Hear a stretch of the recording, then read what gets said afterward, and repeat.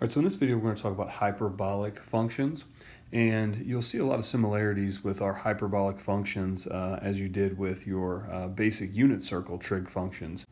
And so we'll start the same way in the sense where we're going to go ahead now and define a couple of these hyperbolic trig functions. The first one we'll talk about is COSH of x. So hyperbolic cosine, a lot of times we'll call it cosh of x for short. This is going to be defined as e to the x plus e to the negative x over 2.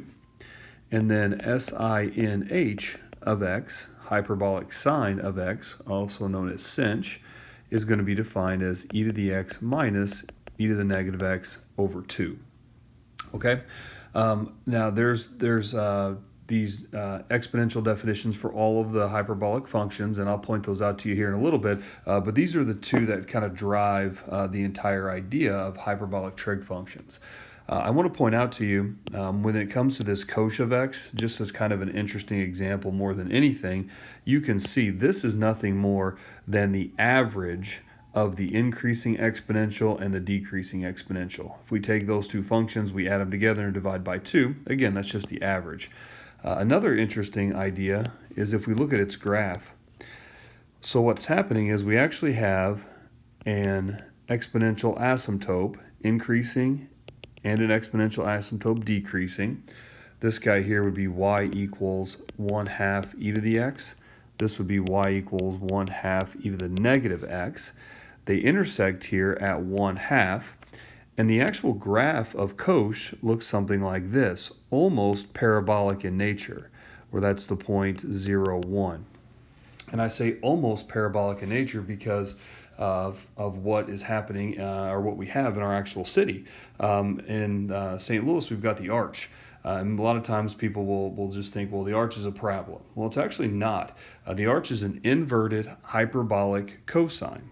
And so you'll find out if you study it a little bit further in engineering that it's more structurally sound by being an inverted hyperbolic cosine as opposed to just some parabola.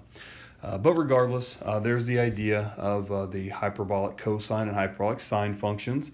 I really encourage you guys to take a little bit of time on page 428 of your text.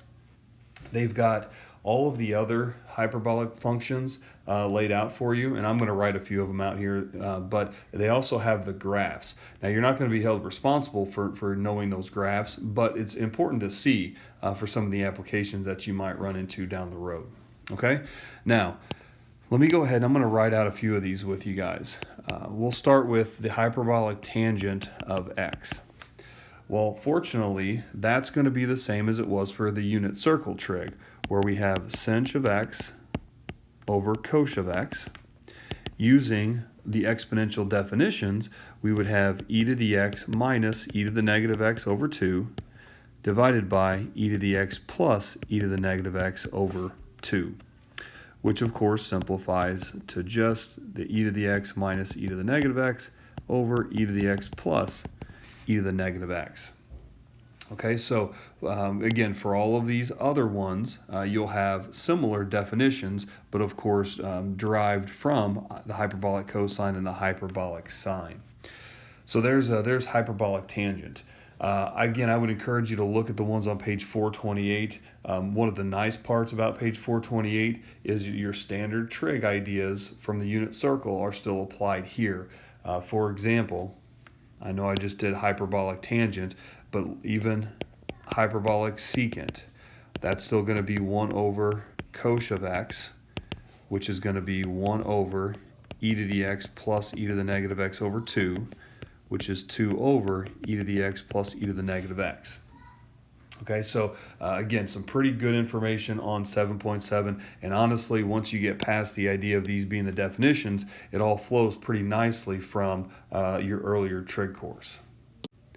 Now, unfortunately, not everything else does follow as directly, and so let me just review something here with you real quick. In trig, we talked about the unit circle being x squared plus y squared equals 1, and we also know that when on the unit circle, any given point has the coordinates cosine theta, sine theta, where this angle right here was our theta. So when we took cosine here to be our x-coordinate and sine here to be our y-coordinate, when we take these now and plug them in to our equation of the circle, what we end up with is cosine squared theta plus sine squared theta equals 1. And that was your fundamental identity. But now, unfortunately, we're not dealing with the unit circle anymore. These are hyperbolic functions. And since we're dealing with hyperbolic functions, now we're going to look at the unit hyperbola. And so for the unit hyperbola, we're going to have something that looks like this. And since it's a unit hyperbola, this would be a 1 right here, and this would be a 1 right here. So when I say that, I mean our distance from there to there, distance from there to there, that's going to be our 1. Okay? So now, when it comes to putting together of our fundamental identity, the equation of the unit hyperbola is going to be x squared minus y squared equals 1. And on this unit hyperbola right here, this would be your cosh of, let's just say, t, and our sinh of t. So now when we take these values and plug them in here and here, we get a new fundamental identity. We're going to get cosh squared of t minus sinh squared of t equals 1. So there's your new fundamental identity for the hyperbolic functions. Now, as you can probably tell, because that one is different, or since that one is different, many of the other ones are going to be different as well. So it's going to be important, again, to take a look in your textbook on page 429. So page 429, at the top, you can see table 7.6 has a rundown of just some of the more common hyperbolic identities. And many of them look similar to the unit circle identities, but they're, many of them are off by just a little bit. So pay real close attention to those whenever you plan to use them. Now, before transitioning away from this, I actually want to prove this identity right here. So I'm just going to move up the page a little bit here. And we're going to prove this by using our definitions, okay? So the left-hand side of the identity was cosh squared of t minus sinh squared of t. And again, the definition of cosh was that e to the x plus e to the negative x over 2. The definition of sinh was e to the x minus e to the x over 2. Both of those are squared. Okay, so all I did was I plugged the definition in for cosh, for sinh, and you can still see we have those squareds on there as well.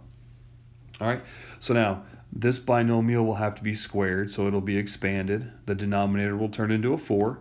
Same thing here, they'll take this binomial, we'll square it, and then we'll also have a denominator of 4 right there. So as I run through this,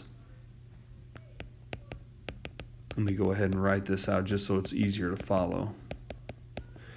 And that's again going to be over 4. We're going to have this guy, e to the x minus e to the negative x times itself, all over 4.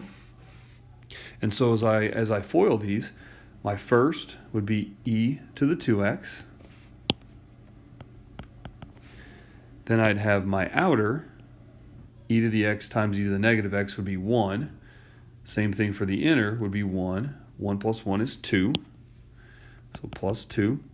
And then for the last, we'd have e to the negative 2x. Over here, we have minus the quantity, e to the 2x here. And then the outer and the inner are going to be similar, but you'll notice these will be negative. So e to the x times negative e to the negative x would be a negative 1, and then another negative 1 right here.